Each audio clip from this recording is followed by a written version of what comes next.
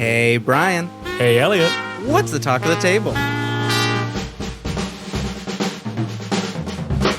Today, we are joined by Cassi Mothwin. Cassi is a tabletop game designer known for such titles as Tangled Blessings, the indie groundbreaker award-winning The Sticker Game, and the recently crowdfunded Carved by the Garden, just to name but a few. Cassi Mothwin, welcome to the show. How's it going? Hi, thanks so much for having me. It's going great, Thanks so much for being here. Yeah, can't wait to get started. We've done it. We're in it. We've done it. We're there. We started. Ready, set, go. Yeah. So Cassi, we really wanted to have you on the show because I first sort of discovered your work, came across you as a person in the space because we were fellow Zine Month crowdfunders. We were both crowdfunding in February. We're graduates. We're alums. Yeah, we're part of the Zine club. Month 2023, baby. Yeah. Was that your first Zine Month? It was my second Zine Month, but first one was very low key. I did a much smaller game. But you did a very cool game for this Zine Month called Tangled Blessings. So I think we should start there. Can you tell for people who don't know broadly, what is Tangled Blessings? So Tangled Blessings is my magical school horror role-playing game that is designed for 1 or 2 players. It's GM-less. It uses tarot cards, and it's made for adults. Like what's the content in it? I mean, you can totally be a child or teenager going to school, but I want to be at a graduate magical school, so that's the content. It's based on Anamnesis by Sam Lee, and if you haven't played Anamnesis, you can also do that with multiple players, GM-less, and also it's an amazing game, so please go check it out because Sam is amazing, and Sam also helped Elliot with the latest release that Elliot had, so just go, Sam. We love everyone Sam give it up Lee for here. Sam. Big friend of the pod, Sam Lee. Shout out. Huge friend of the pod. Yeah, so that's the game, and I wasn't planning on writing it, but Sam hosted a jam, it's called an itch jam, where people will just like get in sort of a frenzy of writing, creating games, and Sam gave us like 2 months, and I was like, I kind of been thinking about writing a magical school game, and maybe there's an Anamnesis game in me somewhere, and turns out when you start thinking about, oh, what if we did 4 years of school? Wait, that matches up with how Sam has Anamnesis laid out, and then it just really matched up with the system, what I was going for, and the timing of the jam worked out. And then Sam was like, I might try to crowdfund my game that I'm writing for the jam. And I was like, oh, maybe it's time for me to finally venture into the crowdfunding space, because before that, everything I had done had been digital. I was too scared and nervous to actually get anything printed. I had a print on demand product, but it was so much work that I was like, I don't know if I can handle doing. Turned out to be fine, and it was a lot of fun, but it was extremely stressful. But that's how I got there. I was just like, I'm just gonna follow Sam because they're amazing. Truly. And if anyone's been listening to this podcast or My First Dungeon, they might think that I've been a solo TTRPG stan for a very long time. And that's this is a relatively new thing for me. I feel like start of this year, I was very much of the mindset that I now lambast against, where I saw the word solo and I was kind of like, it's cool, it's interesting, but it's not for me. And the reason that I got into them was first Sam Lee's Anamnesis, because we wanted to do a season of that for My First Dungeon. So I kind of read through that. I listened to the Planet Arcana playthrough of it. And because of that Planet Arcana playthrough, and because we featured a bunch of Zine Month games in our newsletter, the 20-sided newsletter, I recognized the name Tangled Blessings. I was like, I'd read about it. I was like, okay, this looks cool. And then I saw Planet Arcana do a playthrough. And I was like, oh, I loved the Planet Arcana Anamnesis. I'm listening to Planet Arcana Tangled Blessings. And it blew my mind. I remember exactly where I was walking near Union Square when certain moments happened. And that was kind of my path to finding your games. And the second I cracked that egg, I was like, oh, what else is Cassi making? Let me check out all these things. These are great. Well, thanks. But yeah, no, also shout out Planet Arcana. I know Jay's probably a friend of the pod as well.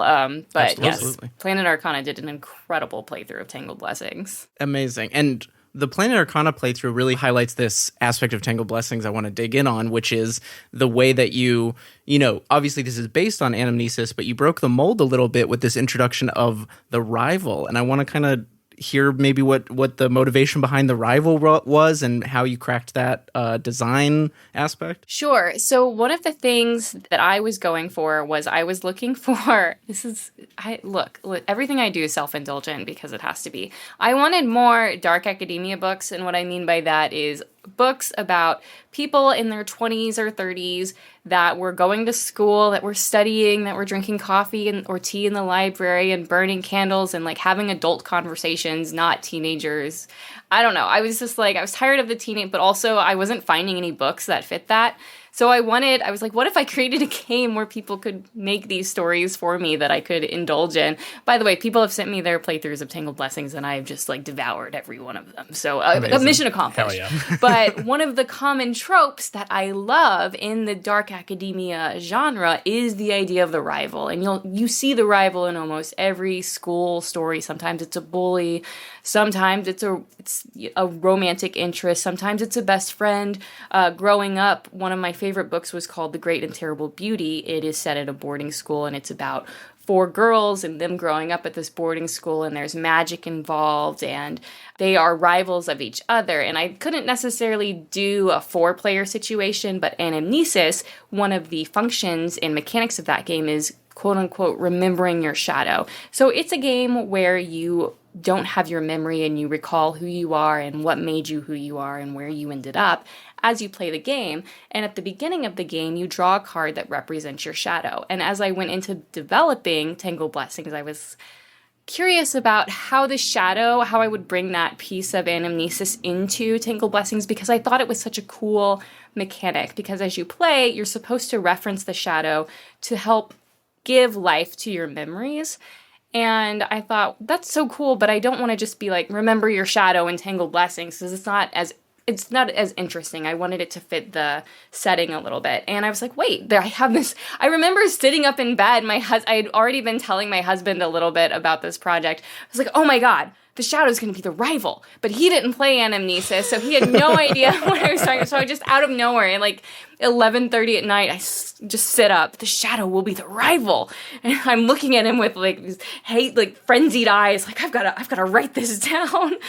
And it worked. It just worked really well. And I think that's one of the things that draws people to it, because there's so much you can do with the rival. You can make the rival. A lot of people are drawn to the romantic interest aspect of it, but also can be a sibling, can be a best friend, a cousin, or just you can bully each other, which who doesn't love the license to bully your friend for fun?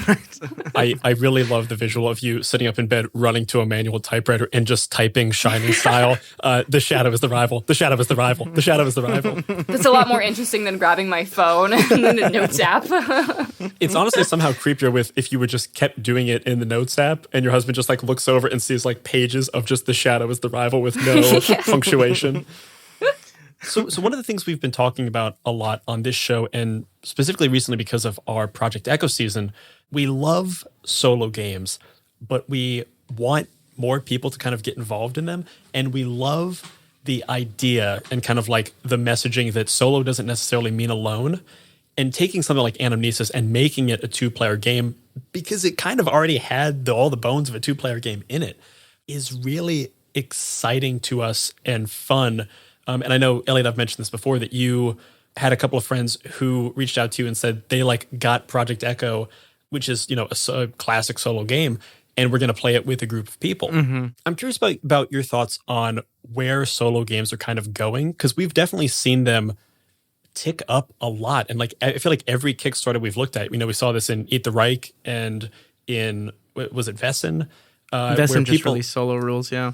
Where people are releasing solo rules, or people who are supporting them are asking for solo rules. And I'm wondering kind of what your thoughts are on why this is happening, and where it's going. Yeah, I have a lot of opinions. I do want to state in the upfront, though, that I'm also pretty new to this space. I didn't play my first solo game until December 2021, and that was the Sealed Library, which is a Wretched and Alone game. And that's what broke my brain, and it was like, oh, this is what solo games can be. They're not just Dungeons and Dragons by yourself. This is like a whole experience.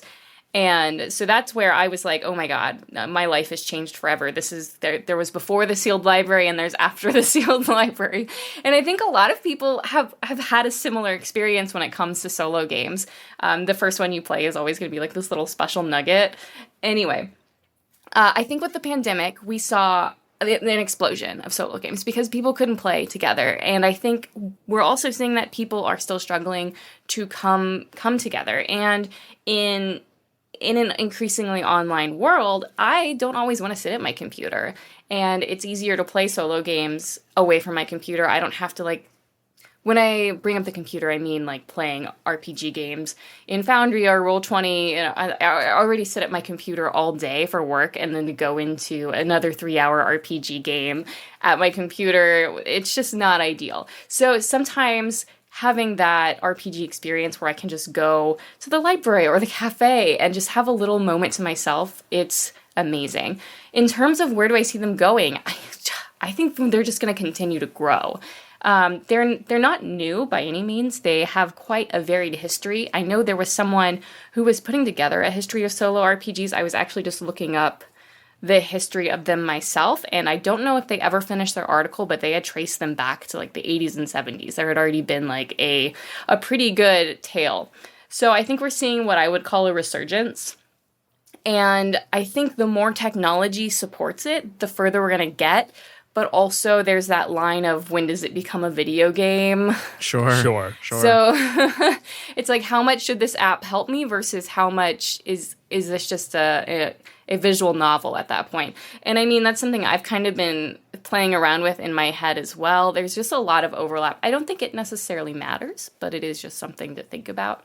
But in terms of where do we see them going? I think we're just going to continue to see more because they're easier to make than group games.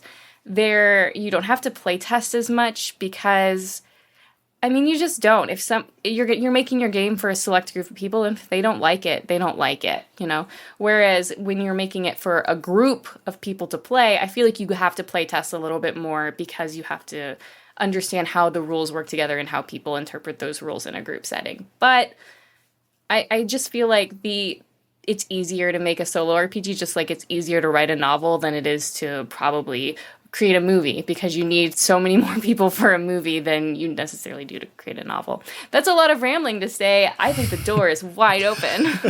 I love that you brought up the history, because I feel like when I think to explaining making a solo game or explaining a solo game to family members who are maybe a little older and they know D&D, they don't really know the TTRPG space at all, but what the connection that gets people is choose your own adventure books. Yeah, I was just about to say that. They're oh, I get this. This is like those old choose your, and it's yeah, it is. It's like choose your own adventure, except instead of flipping to that page, you get to that page and it's a question that you're responding to. You're creating a good portion of the story and making it your own. So yeah, I think I love that. I would love to read a detailed history. I hope whoever's working on that picks it back up. I've never thought of that comparison of solo games being a boundless choose your own adventure in the same way that D&D is a boundless video game.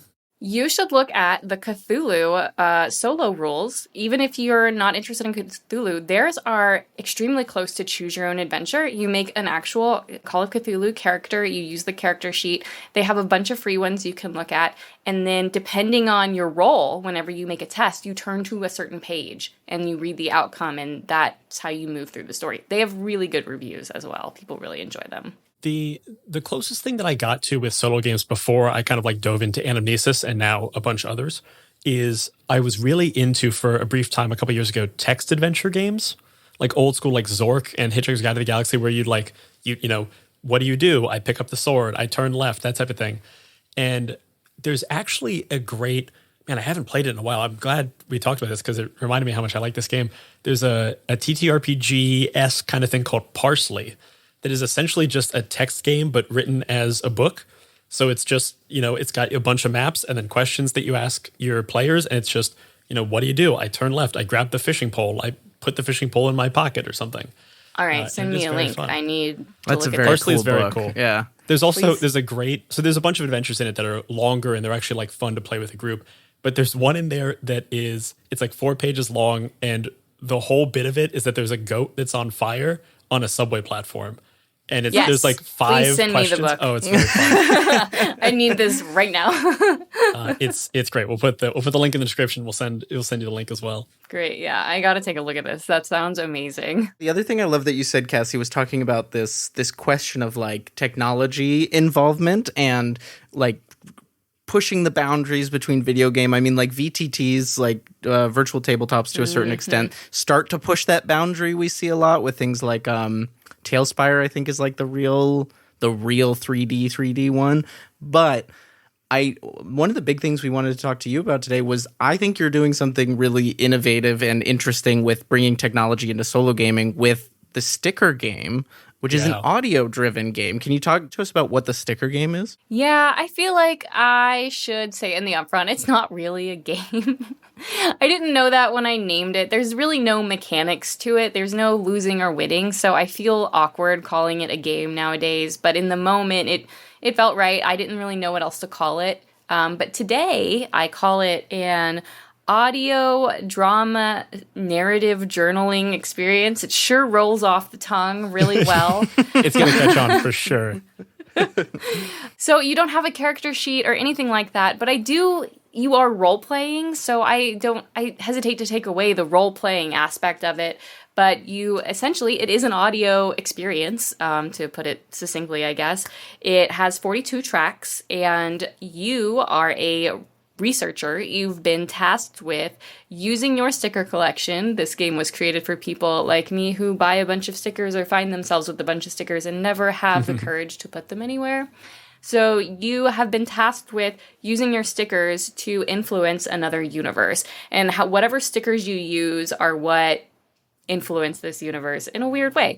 So it's been successful in the sense that, I mean, it did win an award and it's been nominated for several awards at WebFest and as a selection at WebFest. And I know on the surface it's like, this doesn't sound very, I mean, you use your stickers.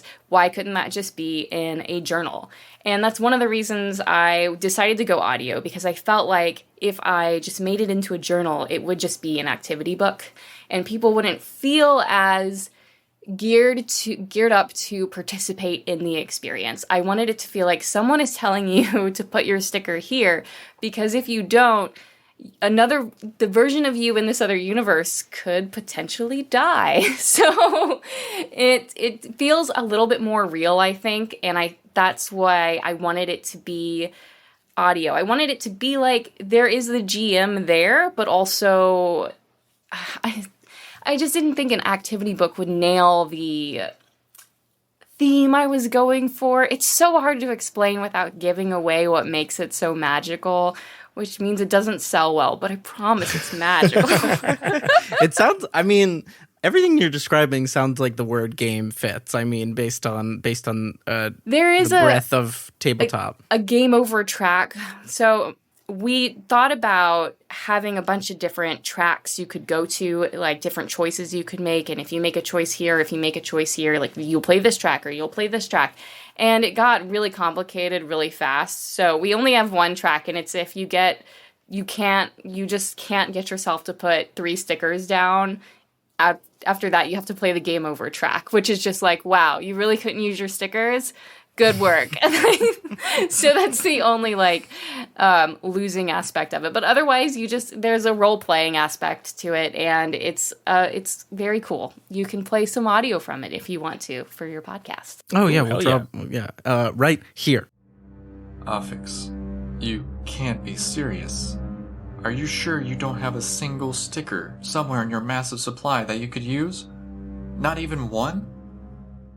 Well, and I think I know you count the Stanley Parable amongst inspirations, which I feel like is a great way for people to get the vibe of why it being an audio product is so important. Exactly. It's that narrator piece was really important for us to be a part of it. I say us because my husband was the voice actor for most of the project, and he also did help with some of the developmental writing of it. And we really wanted that sort of character to be in the game. And I knew that wouldn't come across if we did it through a book, which some people are so good at having a really great, strong voice in their tabletop RPGs. I just felt like text wasn't going to be the best way to deliver this. That said, we do have the text version if you just want to read all the whole script. Like that comes with the game. But you miss out on all the fun of the audio editing that I spent months doing. I do really love the intentionality of looking at a game and being like, this is the easier medium to do of doing it as a workbook, but it's not the correct medium. And like taking that extra step of being like, no, what this needs is to be an audio thing. And I think that's we were talking with Jay Stroutman the other day about like innovation and stuff and why we love Planet Arcana and what they're doing, because they're coming to things with such an intentionality in the same way that you are, like coming to things with an intentionality and with an idea and with like the audience in mind in a way that like immediately elevates everything that you're putting out. I don't have a question. I just want to applaud that, I guess. Was Jay also frustrated with themselves because they just couldn't stop? They're just like, nope, now that I know it has to be this way, I can't do it any other way. Oh, that's... I feel that the on creator a daily curse. basis. If they didn't say it explicitly, I think it was what we were all feeling as we were talking about this. Yeah, because you hear something that you just know, or you hear something, you see something, and you just know it's wrong. You don't quite know why, but you know it's wrong, and then you know you have to do it better or right, and you're never going to get that out of your head. Yeah, Yep. I often wish I had the freedom to half-ass, or like the freedom, to let small things go. I wish I had the power. It is funny that every now and then I'll send like Elliot or Abby or Chinook an audio file, and I'll be like, hey, can you just like listen to the last like 20 minutes of this? Because I really started to just half-ass it. And every time they're like, what do you mean? Just like, yeah, it's true. I don't know. that's it's also good to have somebody to check that voice, because it can be too aggressive, the check yourself voice. I think related to this is the idea of how you put together this physical edition, which is this cool little so cool video game style case with a little USB stick in it. I think is so cool and interesting, and it's a physical edition I haven't seen in any other TTRPG. So I don't know that I have a question here. I just want to say how cool I think it is, and how it feels, again, like it's really specific to this game. I hope it sells well. That is such, because we haven't seen it anywhere else, that means you don't necessarily have like guidelines on how to do it. How did you even so you had this idea, you thought, hey, that's a cool idea. And what most people do when they have a cool idea like that, they realize how much work it's going to be, and they go, you know what, I'll just do it this way instead. How did you get from cool idea, have to do it, and then deliver it? Because there wasn't necessarily a track for you that you could follow from other TTRPG designers. So is your question about how did I make the physical edition, or how did I make the sticker game? I think how you made the physical edition specifically, but I honestly both. How did I make the sticker game? A lot of pain and tears. How did I make the physical edition? So I did not have loosely had the idea to make a physical edition. It was like, all right, I should make a physical edition. I should make a sticker book or a sticker sheet, and then just put a download code on the sticker sheet. Bam, physical edition. Then I got approached by a local art group in St. Louis, which is where I currently live. I applied to be a vendor at their expo that they have every October, and they decided to select me as a special guest artist. Yay! Oh, amazing. Congrats. Yeah. So in that selection, I am doing a presentation or something that has to do with my art, and I pitched them. I was like, what if we just played the sticker game? It's an audio game. We play it over the speakers, and people show up, bring their sticker collection maybe before we start the game. We bring some address labels or something, and people can also create their own stickers to play the game with. And they were like, yeah, we love that. You also should sell the sticker game there. And I was like, okay, yeah, sticker sheets with the code on them. And it felt like it wasn't right. It felt like it didn't fit the event. This is, I'm a special select guest artist, yada, yada, all this nice stuff. And I was like, here's my sticker sheet with an itch.io code. I just don't know if these people are going to know how itch.io works. So, that's fair. It's, or DriveThruRPG. And I just felt like, oh gosh, that's just asking a lot of people who don't know how to navigate that space, because they don't. Itch.io is so complicated for people who don't have any idea how the site works. So I was like, all right, I've got to figure out a new approach to this. And I went through so many iterations of what I was going to do. I was like, do I get just they do these cool credit card USB drives. I don't know if you've seen those yeah, sure. Google does them sometimes, and they'll like put like a software on the USB, you know, it's branded and whatnot. But that was going to be like $5 a card, and I was like, that's not interesting. Like, just handing people a card that says a sticker game isn't very interesting. I was like, I want this to be, I'm going to have to charge a lot for it just to help cover the cost of it. So this was going to be like a $5 card, and then I found, I can buy a case that comes with USBs for the same price, and if I get that, I can also put the booklet that I made for the game inside of it. I can put a I Survived the Sticker Game sticker inside of it. And I also ordered sticker sheets that I drew, and those can go inside of it as well. So it can be a whole little package versus just being a USB drive. I was like, I feel bad just charging people for a USB drive, but I just know they're not going to know how the itch.io code works. So that's how I ended up with the case. I love how it turned out. I worked with a local printer to get the cover and the booklet that goes inside of it printed. I went a couple different ways on how I wanted it to be designed. Part of me wanted to do like, the game itself is set as though you're getting sent a care package from the agency, and you have to follow the instructions within this care package to then work with the guide to actually play the codename sticker game. And I thought about dressing it up like that, and in the end, I just felt like it didn't quite fit the vibe of what I wanted people, if they just glanced at it, to take away from the game. So I went with the look we see. But I'm really happy with how it came out. I think it looks great, and I think it's gonna it'll sell better at conventions, to be completely honest. Oh, 100%. Well, it looks like something now that you can put on the shelf. You know what I mean? That's what that case gives it. It gives it that shelf presence. I have to say, shout out to Matt Sanders, who wrote the sealed library, because he's the one who pushed me. I was like, I don't really know. Should I do a physical edition? And he was like, yes. People will buy they'll buy a USB of your game. So, and that was at Gen Con, so shout out. It is now such a luxury item, or like a high quality, like you put it on your shelf. It's not just like a thing that's sitting on your shelf and you forget what USB it is. It's like sitting there right next to your video games and next to your TTRPG books. It's very cool. Yeah, I like that it's something you can put on yourself. It's not something that's going to like slip away in between your books necessarily. It has like a spine, you know? So yeah, I'm glad you guys like it. I'm really happy with how it's turning out. We do have to hand stuff everyone is hand put together.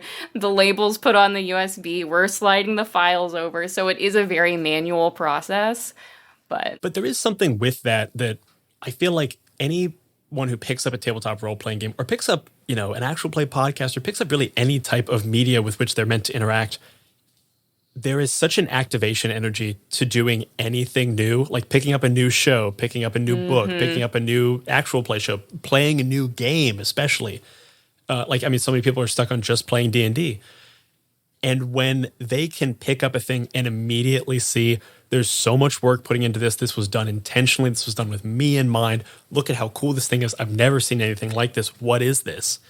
Immediately you're over 99% of that activation home, because the second you open that book or that game or that TV show, you're going to be taken care of. And that's the hardest thing to do and the easiest thing to overlook, because it's not the thing you want to make necessarily, but it's the most important part. It is like we put so much work into the covers of books. We kind of want people to judge them by their covers sometimes. Yeah. Creators don't want to talk about how we have to hold hands of our audience to get them to engage with our stuff, but you do. I mean, if you don't want to, you don't have to, but don't complain about sales later if you didn't. Yeah, right. You have to onboard people. It's such an important phase. You have to guide people. You have to show them it's easy and it's okay. It's the reason why every video game has like that first level that's super easy that just teaches you how to use all the buttons. Like, you need that onboarding process. Even the sticker game has a tutorial level. Love it. Love a tutorial level.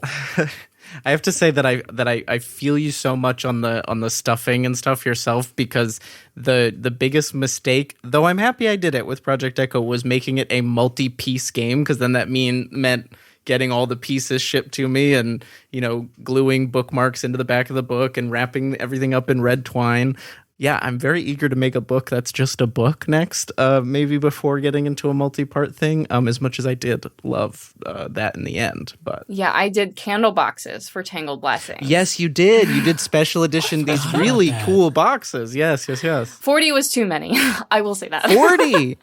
Oh, I was like, maybe she did like 10. 40 is a lot. Yeah. It was a lot. Good on you. It was 2 weeks of stuffing. Anyway, that's so I know we're going to talk about Carved by the Garden, which was my next project, and I was like, no special edition book. No, this one's just a book. Okay, wait. I got to know, though, because sometime in that process, you probably had that itch in the back of your head that's like, ooh, here's the fun idea for Carved by the Garden. What was the idea that you decided, no, don't do it. Don't do it. Don't do it. I did it. Oh, you did it? What was it?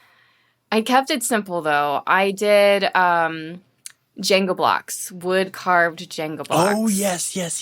So I think I only had 7 people. I priced them really high because I was like, I don't really want to do this, but if people are willing to spend the money, I will.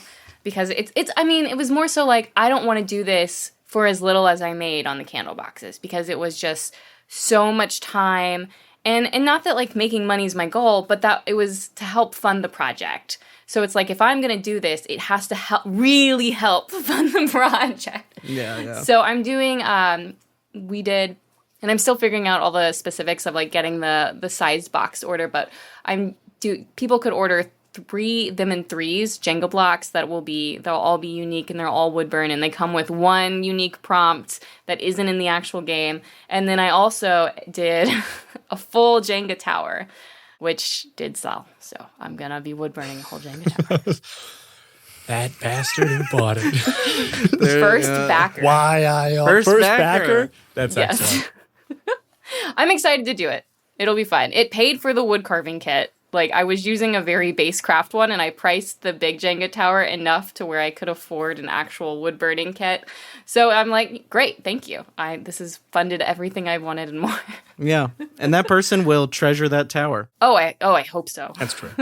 There is something very fun about doing those, like, deeply personal, like, personalized things for people who you know are going to, like, super enjoy your game. The other, like, thing I want to pull out of this sticker game physical edition story you told is engaging with this local art community that you were talking about. Mm-hmm. And I'm reminded of, again, to mention Sam Lee once more, Sam has this upcoming collaboration with a ballet in New York City. And I think it's so interesting, like the ways that now, like, you're the second version of like a TTRPG person collaborating with a different medium. I don't know if there's any more you want to say about that, like kind of why you decided to reach out in that way, or did you think it would be to connect on a TTRPG level, or were you reaching out as a visual artist? I was reaching out to, they have a convention, and I was like, I did the art I do the illustrations for a lot of my stuff, and I do the layout. So I was like, I feel like I could fit in at their convention. And when they said that I was a selected artist, I was like, are you sure? Do you know what this is? Do you know what I do? And it turns out the president is actually an editor for tabletop RPG books. So they were really excited that there was not only, because this is like a national convention that we just have in St. Louis, so not only were they excited that I was a tabletop RPG person, they were excited I was a local tabletop RPG person, because they're like, we just don't see that kind of representation. So as much as I would like to say that I reached out to them because I'm courageous and I want to see the medium grow, and the only way it will grow is if we bend the genre and work with others who are in other spaces. Well, I believe that they reached out to me, and I thank them for that. Yeah. Still, I mean, it's very cool to see, and I think it is a good lesson for people of like, you might find collaboration with your TTRPG design work in unexpected places. I mean, like the Die comic book. Absolutely made into an incredible tabletop RPG. So yeah, I think don't be afraid to reach out. And I think his last, as you probably noticed, I'm very bad with names. But Tyler of Possible Worlds will say to reach out to like comic book artists to illustrate your work. Don't just like stick it in the tabletop RPG space, because they have a lot to offer and perspectives to provide that you're just not going to find unless you reach out. And I mean, I think other people will say that across industries, don't just work within your industry, work with people outside of your industry, because the perspective you will gain is priceless. Absolutely. So I want to talk about your actual play of The Wretched. I know this has been nominated for a bunch of awards at various web fests, along with us at New Jersey Web Fest, Minnesota, New Zealand. Or New No, Zealand the was the sticker sticker game The sticker game made for in New Zealand. The New Zealand Webfest didn't have a spot for video APs when I looked. You got too many award-nominated and/or winning projects for us to keep track. So we're just if you look it up, it's probably there from Cassi. I have to keep telling myself, like, hey, next year there won't be this. So be ready to just have a quiet year. There won't be as many awards. I bet not. I bet not. I just heard about a full wood-burned Jenga tower that might say otherwise. So our most recent season of My First Dungeon, as of the recording of this, was our Project Echo season, so Elliot's solo game. And we ended up playing it as a kind of collaborative experience. So Abby Hepworth was kind of the main player, and then Elliot and I were kind of support players. Like Abby would essentially play and do all the roles and draw the cards and things. And then anytime it was a scene where there were additional people, we'd jump in. And through doing that and through doing our Anamnesis season, we've loved bringing solo games to actual play. And then like seeing that come from your Wretched playthrough on video and then seeing, Planet Arcana do theirs and seeing one or two other people who are like really elevating this specific art form in this specific genre has been very cool. I guess my question is, what prompted you to try to do a Wretched actual play? And I kind of want to ask the question, like, why did it go so hard? But I think I'm realizing like it's just always the itch in the back of your head, and you're always going to say yes to it. Yeah, it's so annoying. If I have an idea and I see even the slightest way that it could be possible, I can't not follow through. It's so annoying because it happens when I'm like really busy with other stuff. So the Wretched, I had played the Sealed Library, which is a Wretched and Alone system. So it's based on the Wretched, the Wretched has spawned a system called the Wretched and Alone system. It's a great system if you like feeling sad and pathetic like me, for pretend. Anyway, I knew I'm very good at doing dramatic roles without making it seem cheesy because I'm a forever GM by choice. I just really enjoy running games, and I enjoy running very dramatic games where my players may or may not cry. They are okay with this, but I know I'm very good at it. So I've had like years of practice. I went to state for dramatic interpretation in high school. Like, not to toot my own horn, but I've got a little bit of experience. Toot away. So I knew I could bring something in the acting space to the field. But I had very little streaming experience at this point. I had only been streaming for 3 months.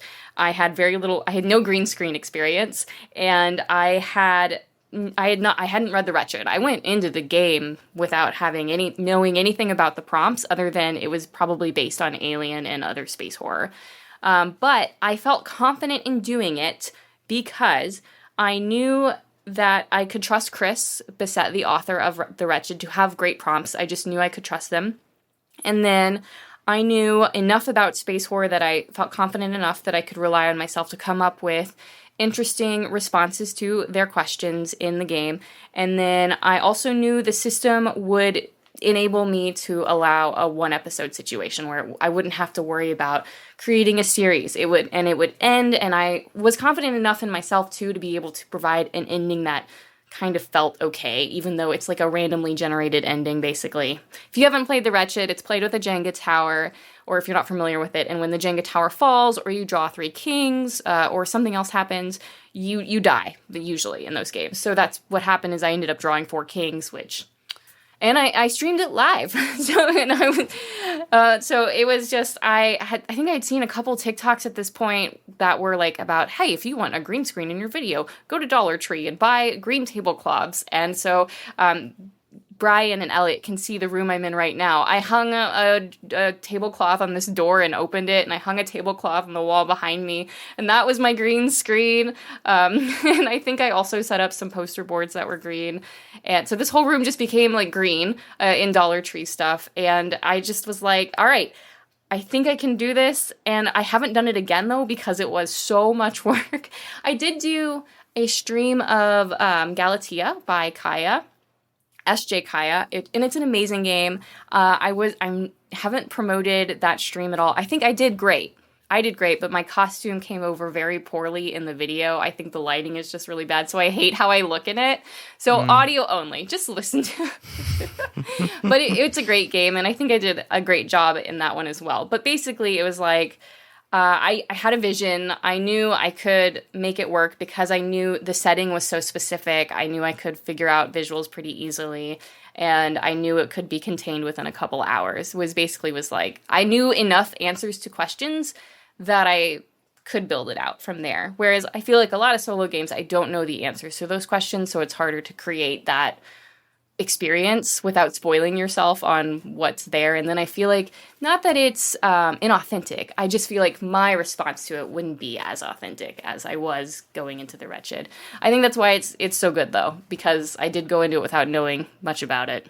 In a homemade VFX room, essentially. Yeah.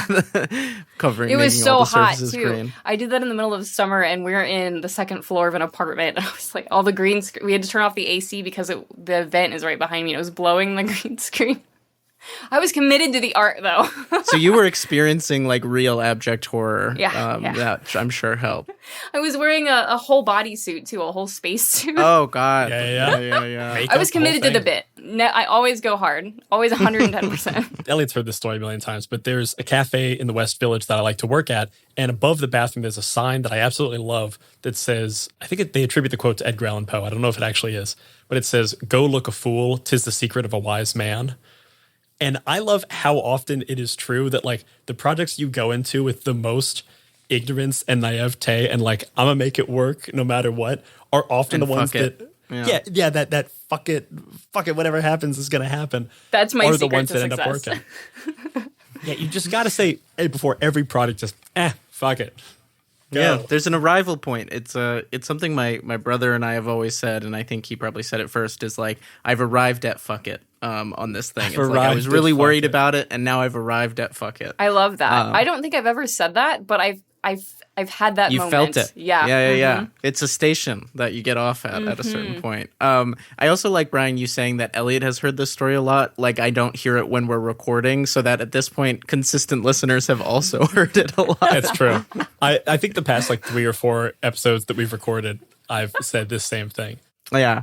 I love it. You're consistent, if nothing else. Yeah, I like, you know what I like? I like becoming a regular at a place where like you go in. I remember when I first moved to New York, there was a pizza place or like a chicken stand, and all of our roommates would go because we were flat broke, and you could get a chicken sandwich for $1.50. It was just a Tyson chicken patty with honey mustard on it. And after a certain point, we'd go in and just hold up a number of fingers, and the guy would like nod, and we'd receive that many chicken fingers. Like no words were spoken. We would go in, put up 3 fingers, he would nod, and 3 minutes later, we'd give him $6.50 or whatever. And that's New York, baby. I'm nothing if not consistent. So, speaking of The Wretched and Alone, SRD, I'm gonna kick us back over to Carved by the Garden for a question that I've been wanting to ask. Sort of when looking at your year, which has been, I think, if you'll let me say, a very successful, very cool year of from Tangled Blessings to Carved by the Garden. And I'm curious about, with making Carved by the Garden, your decision to use Kickstarter, obviously use crowdfunder for Tangled Blessings, and like, why was Kickstarter the right way to crowdfund Carved by the Garden for you? Yeah, so there are a couple of reasons. One, I busted my ass marketing Tangled Blessings. I burned out hard. I was on every app every day, like through January and February, messaging people, posting, writing emails, creating graphics, because I was the only person on the project aside from my editor and my photographer, and obviously like the play testers, but otherwise like it was just me. So I was also doing all the art and all the social media presence, and it was just a lot. And it was extremely successful, but I felt like I had to fight for every single dollar. One, I had to convince people that you could trust crowdfunder because no one knew what it was. And that was a hill, like climbing. That was a big hill to climb. I didn't think hard enough about, like, before it started, I didn't reach out to enough people about trades in terms of like, I'll promote your project if you promote mine or anything like that. I promoted a couple just to be nice. Like I might have promoted Project Echo. I don't remember. I think we did it, but I don't think either of us knew neither one of us quite that talked to was each an other. existing system of things to do. I definitely didn't going into Zine Month. I was like, oh, people actually just straight up talk to each other and say, let's cross promote. It's not just this like dance. Yeah, I just did it because I was like, oh, I like this person's project. They are also funding. Go give them money, please. But I didn't like coordinate anything. So, and I do work in marketing by day. So I was also doing this in my day job. So it was just so much and it was a lot. And there were a lot of great tools on Crowdfunder that I actually ended up missing when I moved to Kickstarter. But I wanted to try Kickstarter because a lot of people will say if you have an interesting enough project on Kickstarter, you don't really have to market it. It'll do its thing. And I hate to say it, but the machine works. I barely talked about Carved by the Garden because I was so burned out. And it funded a little bit more than Tangled Blessings. And I was doing 2 interviews a week when Tangled Blessings was fun. And they funded for the same amount of days. They were both crowdfunding the same amount of days. And unfortunately, Kickstarter just has that built-in audience. So if you don't have the energy to do all the marketing or the time, and you can be on Kickstarter, it was a lot easier. It was easier to just be like, go do your thing, Carved, and then I came back, and it was good to go. That's really what it was. I was tired, but I wanted my game to print. So totally makes sense. And I mean, and you can, as somebody who used Crowdfunder in February as well, you get that feeling when you watch Kickstarter projects. You're like, it seems like that's not, and again, I don't want to diminish the work of anybody who runs a Kickstarter because I do think that like any crowdfunding is an inordinate amount of work. Yeah.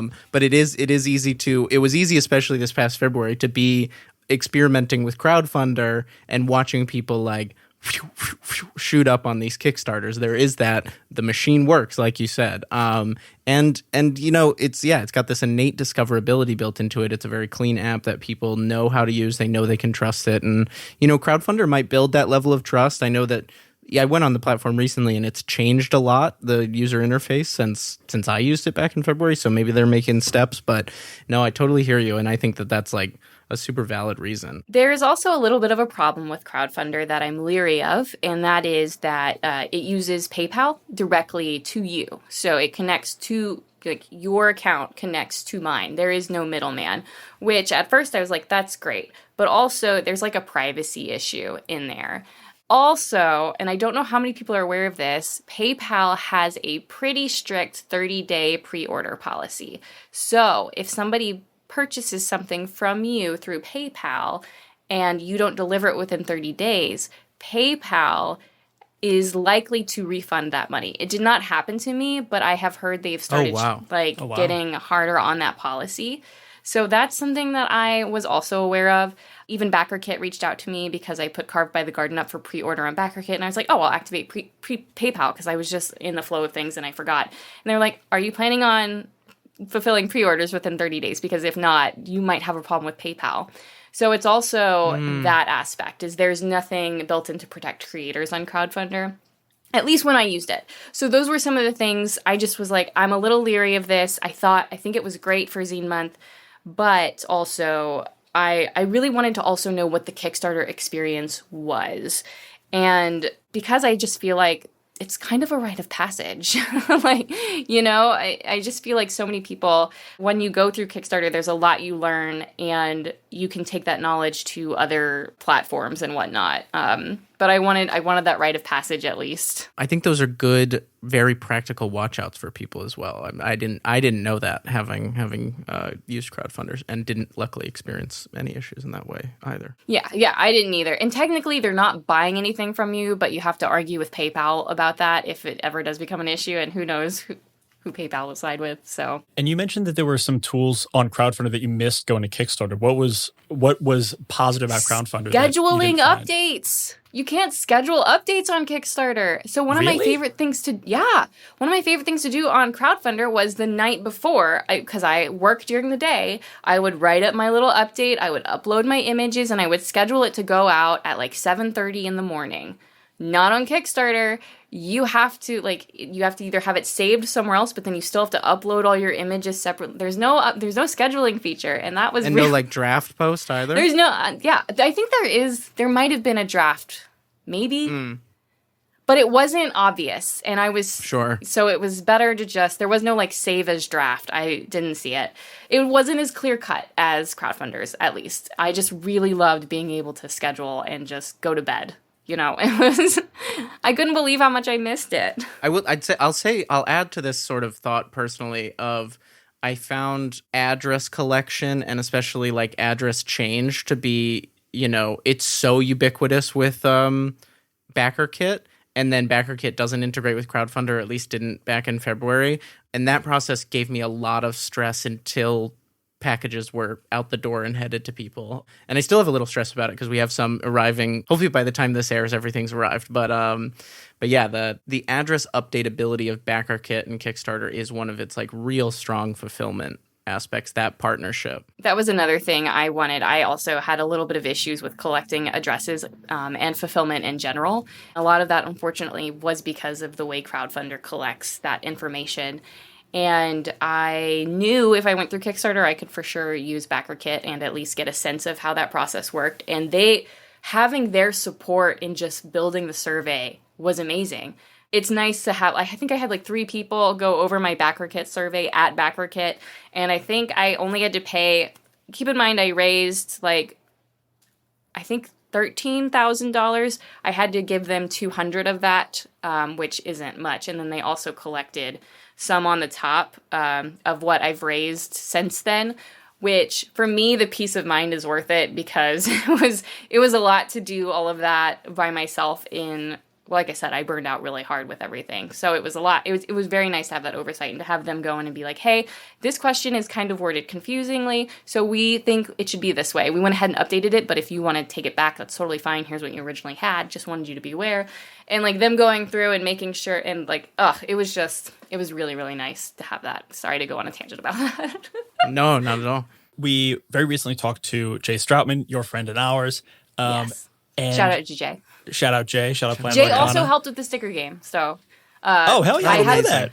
Well, I had a ton of audio questions. I had no idea what I was doing audio-wise, so I was like, Jay, if you have time, I've got questions. And Jay was just so generous. Jay would hop on a Discord call with me and help talk me through like stuff in Cakewalk and help me understand all the EQs and all the finagling things that you do in that, and would also listen to some of my audio and give pointers. So shout out to Jay. Love Jay. Just another reason to love Jay Stroutman. But we recently had them on, and they mentioned a conversation that the two of you had some time ago that I wanted to ask you about. And it was, they were playing a game of Monster Hearts and remarked on, I believe on your Discord, that it could be played like, oh, wouldn't it be fun if this was played GM-less? And they said that your answer was, all games could be played GM-less if you trust your group enough. Mm-hmm. And that was my answer, and I still stand by that. I really love that sentiment, and I kind of just want to, I want to hear more about that, because I think that sentiment is something that we've been dancing around a lot in kind of our own internal conversations and on this podcast, and you've said it so succinctly and perfectly. Like, that was the answer that we were looking for. Yeah. So I just think a lot about growing up as a child. No one had a GM, but we all were playing role-playing games, right? And you would all take turns deciding where the narrative would go. Maybe it wasn't structured in the sense of let's roll a dice and see who decides this next thing. But we were all asking each other questions like, are you going to be the prince? Are you going to be the dragon? Are you going to be the mom, the evil stepmother? Okay. And it's like there was this, and I just vividly recall these memories of working together to create these stories. And so then when I started playing Dungeons & Dragons, which was my introduction to tabletop RPGs, it was like, there's this GM. But when I was reading the DM's guide, there is a section in there that's like, you can take turns being the GM. You can either roll a die to decide when somebody takes over the narrative, or you can just take turns and tell the same story. And so that always stuck in my brain. And then I wrote a GM-less game, and it's where everybody just, basically you all ask each other questions as you play, and there's a mechanic, it's called Clean Spirit, and it's where you take tokens and you can spend the tokens to ask each other questions, but the tokens motivate you to ask each other questions, which helps build the world and build the narrative and build the story, so. But I understand that not everybody has that internal structure. A lot of people are just used to having the story be told to them and then reacting to it. So that's where if you trust your friends, and trust is maybe not the correct word, but if you are all in that same headspace of being ready to create and tell a story, and you trust each other in the sense of sharing, which I know can be it can be difficult for some people. Some people really just want to be part. They don't want to invent, which is totally fine. But I think lots of ways to participate. Yeah. But I think if you have the right group, was really the word I was going for. If you have the right group and you all are in the same headspace, and it's a session zero question, right? Do we all want to be participatory in this, or do we just want to have a couple people be in charge of what's going on? You can have a GM-less game in terms of everybody's the GM in the sense. But I could ramble. Sorry. No, honestly, I feel like we have been rambling around this idea, and I liked hearing such a tip of the sword answer to what we had been rambling about, because I really like it. I feel like once I discovered GM-less games, like playing my first game of Wanderhome, that so greatly influenced every other game I've run, even when I'm a more traditional. Wanderhome broke my brain open. Yeah. Yeah. It's another one. Yeah. Yep. Wanderhome slaps, even though we played it without any of the mechanics. Reading it is an experience by itself, though. Oh, for sure. Yeah. Systems of Relation. Remember our Uzeba's conversation with Jay? Systems Brian? of Relation. Oh, it's not out in the world yet. It will be out when this comes out. People can go listen to our conversation with Jay where we nerd out a little bit about Systems of Relation. That sounds great. So, Cassi, you've made very cool solo games. You've made a GM-less game. You have made an audio-forward game. You're always doing very cool, interesting things, and you're giving it your all. Do you have any idea of what's kind of next? Like where you want to experiment next, where you want to lean into in terms of design, or what's kind of what's on the docket for you in the near future? Give us the sneak peek. I'm really, really getting into figuring out the best way to optimize rest. And how to just come out of that completely rejuvenated. I've only been in tabletop RPGs, so on my first project, which was a 5e thing, was a complete accident. I released that in November 2021. And it was I'm going to do this thing, and it'll be fun. And I gave it away for free for 3 months, and then people were bullying me to charge for it. So I finally did. Good on them. And then they bullied me to start a Patreon. And then they bullied me to, they didn't bully me to release my next game. I just did that because I needed to. And then they bullied me to rest, but then I made the sticker game. And then they bullied me to rest, and then I made Tangled Blessings. And then they bullied me to rest, and I made Carved by the Garden. So it's been a long journey for me to decide. I got to get those kind of bullies in my life. Yeah, they're not doing a good job. They're not bullying hard enough. You're bullying your bullies on our podcast? Wild that you're coming for them like this. So I really do need to take a break. So I'm trying not to set myself up for too much. I'm trying not to think hard about what I want to do next, where I want to explore next. Or what I want to quote unquote monetize next, because that's where everything ends up going these days. But I do have another solo game that I've been working on roughly 2 years that has its own system. I'm completely scrapping what I have. The system I'm not scrapping. The system is beautiful, and I can't wait for people to see it. But I am scrapping what I've written for the game, so I'm going to be redoing that. Just writing my Anamnesis game, and then writing Carved by the Garden, and playtesting both of those and getting playtest feedback has really helped me fine-tune what I believe will be really good. So it's just taking that in, and that'll come out at some point. But other than that, it is rest. I've really gotta chill. Yeah.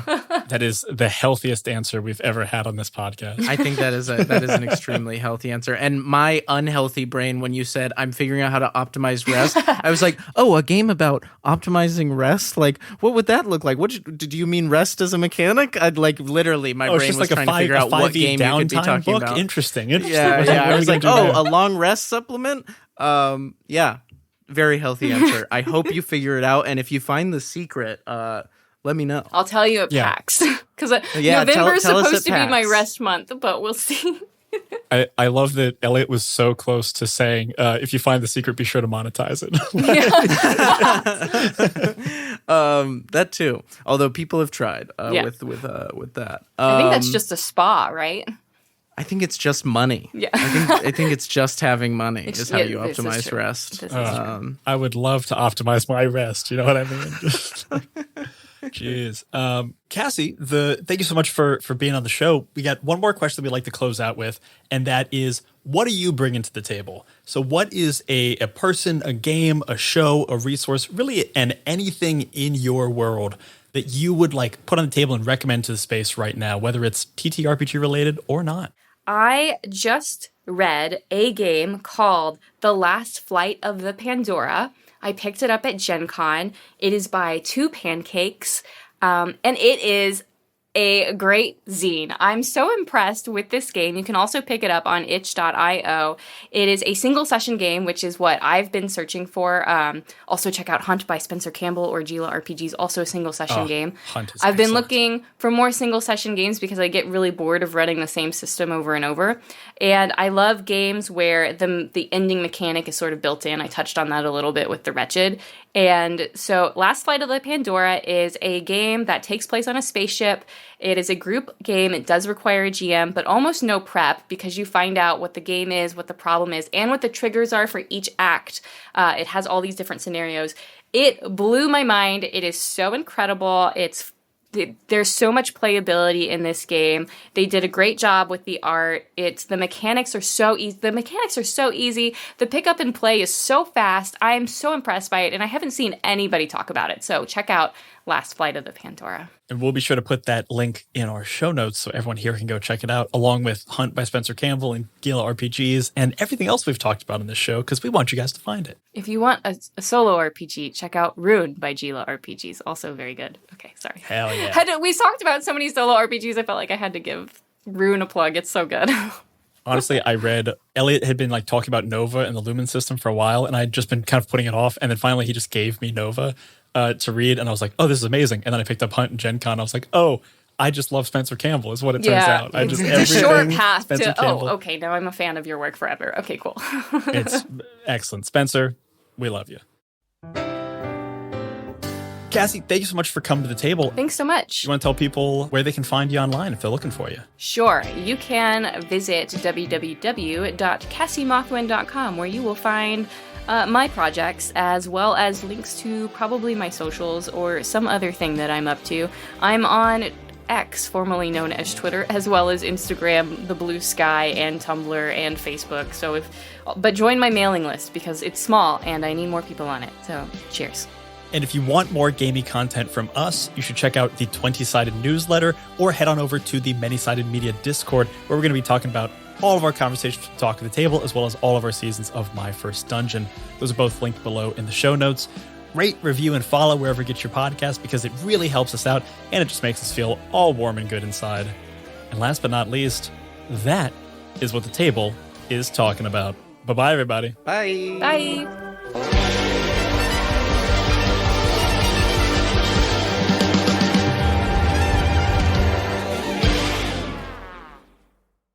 If you're hearing this, that means you listened to every last second of this episode. And if you simply cannot wait until the next episode drops, you should head over to patreon.com/myfirstdungeonpod and become a member of the Dice Pool. Fresh! For just a few bucks a month, you'll get cast talkbacks, original games, and a full-length bonus actual play each and every month. As of the end of 2023, there's already over 20 hours of bonus audio, plus a whole bunch of other goodies to enjoy. So head on over to patreon.com/myfirstdungeonpod and jump on into the Dice Pool. We'll see you there. Splash!